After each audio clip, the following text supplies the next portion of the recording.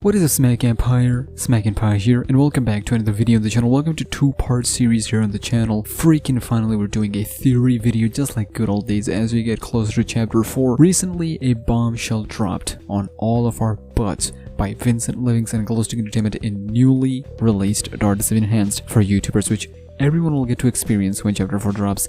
Hopefully next month. But this new Dark Deception Enhanced brings us with new secrets and new lore. Specifically, we'll be separating this new secret into two parts. One, in this video, we'll be covering the monsters and their origins that has seemed to be confirmed in Dark Deception universe, as well as the new character addition in this universe, which we'll touch in the next video, hopefully by tomorrow. So you know what, without wasting any more time, let's get through this. But before we get to that, ladies and gentlemen, here is a quick update regarding Chapter 4 for those of you who are here for that. A few days ago, after Dark Deception Enhanced, all videos were posted here on the channel. Vincent Livingston officially tweeted out saying, quote, "All that's left is Chapter 4 trailer. There's still some stuff to polish, fix, and improve, but it won't be long now. Hashtag Dark Deception." So there you go, ladies and gentlemen. Dark Deception Enhanced, done. Chapter 4 trailer is next, ladies and gentlemen. And even greater news is that when somebody asked, is there a chance that Chapter 4 would be out before September? Like before September? He said yes, but I would call it a 50-50 coin flip at this point. Hardly a guarantee, meaning it could be out before September. It could be out by the end of September. One thing we know, it is coming out around in or late September next month. Ooh, ladies and gentlemen, okay, I'm here for that. There you go, ladies and gentlemen. Chapter 4 is way closer next month. I'm putting all in this entire month. It's gonna be Dark Deception Enhanced, meaning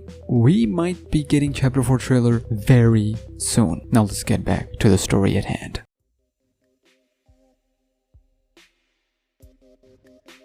So the first secret that was added was in monkey business. Of course, murder monkeys and chef monkeys. The secret has been handwritten by a character named E, which we'll touch in the next video. But here, what you guys need to know that the first monster, murder monkeys in Dark Deception, has been explained alongside their origins. They say, frightening creatures roam this old hotel. There's something familiar about it all. It seems that I can sense things for some reason. The monkeys, I can sense their desires. Their soul whispers to me. The one in the kitchen frightened me the most. Chef monkeys, of course. The mutterings are random and no longer human, but they are the most violent of wishes. I've learned that the mortal souls of murderers are imprisoned inside each one. In life, they abandoned their humanity. They gave in to their urge to kill. They chose to become monsters. Now, they continue on in this place as monstrous murder monkeys. So if y'all remember, we have to go a little bit back. A while back, we kinda entertained the idea of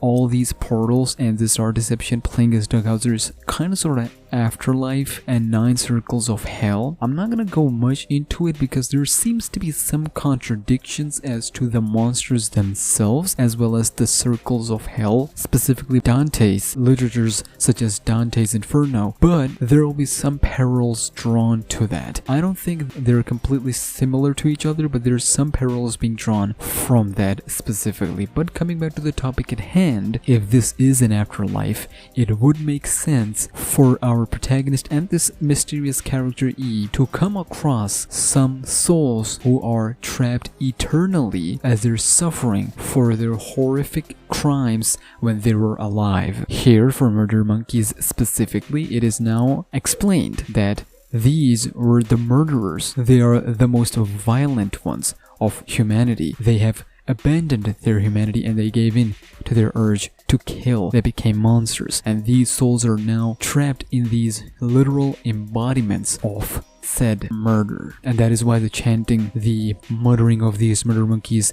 the knives in their hands, and the chef monkeys are just taken to the next level. You can call it butchering, dismemberment, and all the horrific nasty stuff. But now we know that there are more than one souls trapped in here, which is understandable considering Beers, Malak, Edgar, and all the other big Hollywood people are still doing their dark magic to get as much power in this nightmare realm as possible. So now that we've laid the groundwork, it would become easier for us to move forward with the other monsters.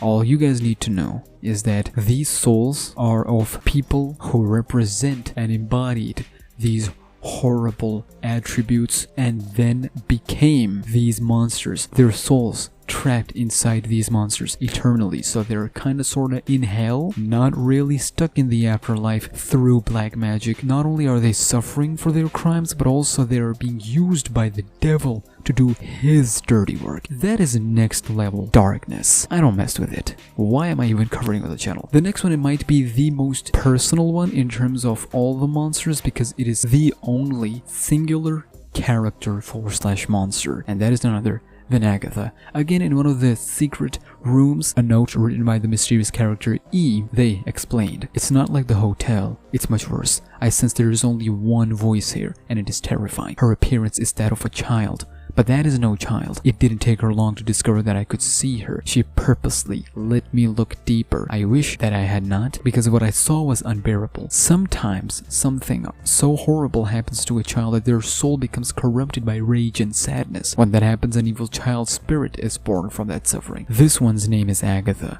The pain and suffering of children is a pain that she is forever tied to. She knew what my reaction would be. She is feeding in on it. She is toying with me. I can hear her coming. This is the exact reason why Agatha has holes or darkness in her eyes. That is why one of her jump scares has her looking and staring directly into your soul. She wants you to see into the darkness that she possesses and embodies, the darkness that comes from rage and sadness, the pure innocent child soul that got corrupted because something evil happened to it, and that character was none other than the maid's daughter, a pure soul that was needed by Beers and the other Hollywood dark magic devils to do and summon their rituals and get into this nightmare realm. Understand, these Beers, Edgar, Malak, all these people, all these entities at this point do not exist in real life anymore. They're gone, they're past, they're history in real world. They only exist here now, and they're fighting each other to get the most power possible, regardless of the consequence, regardless of how far they go into messing with the devil and the darkness. They are the devil and the darkness after all. So this one was a little bit emotional. Then we get to probably my favorite secret of them all, and my favorite monster after Agatha, of course. So I was searching for this one specifically, and I came across this, and it is so freaking cool. Gold Watchers, of course, represent the pure greed. We all knew that, of course. We can take that from 9 Circles of Hell, all that stuff. But E here explained that this is no ordinary matter.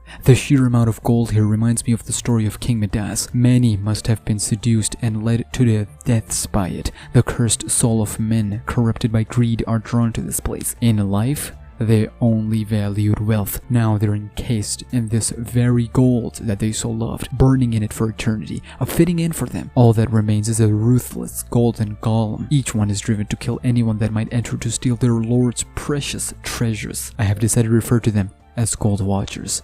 This is super interesting, especially when you realize who King Midas is. So King Midas is, of course, a Greek mythology, but one of the reasons he's so famous and popular is because of his ability to turn everything he touched into gold. Yes, you can look it up, it is really fascinating. It is said that he is known for his foolishness and greed. For his kind treatment of Silenus Midas, he was rewarded by Dionysus with a wish, and what he did? Well, this fool king wished that all he touched might turn into gold, and his wish was granted. Literally, everything he would touch would turn into gold. Now, for starters, this is great. However, it got so bad when literally everything he would touch becomes gold. We're talking everything. So much so, he accidentally killed his own daughter Zoe when he touched her. That's when he realized his mistake. Desperate for help, he asked and pleaded and begged to Dionysus for help. Unfortunately, his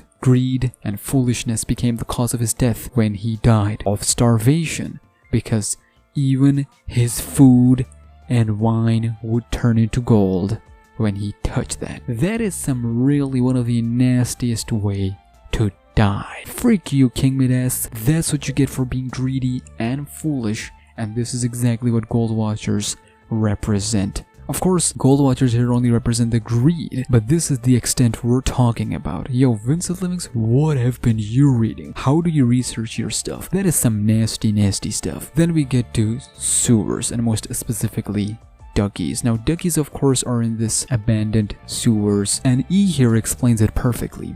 They say that these sewers, it is quiet here, too quiet. Everything seems worthless and forgotten. This sewer is full of rotten filth. I've learned that what you see is not always the reality though. There are unusually large duckies scattered about in every tunnel. I thought they were all hollow, but then I sensed something moving at a short distance away. It seems some of the duckies are not as hollow as they appear. Instead, they contain the rotten souls of liars, flushed down to the sewers and left to decay. They are now creatures of deception. Dark deception? No, as they were in life. These dreadful duckies are trying to blend in and hide behind their false appearance. Yep, these duckies specifically represent people who are not only liars but manipulative and deceptive in their behavior. They're not completely and physically aggressive, but their psychological manipulation is what their real attribute and characteristic is. Their psychological deception is what makes them worthless and hollow. Duckies, you might have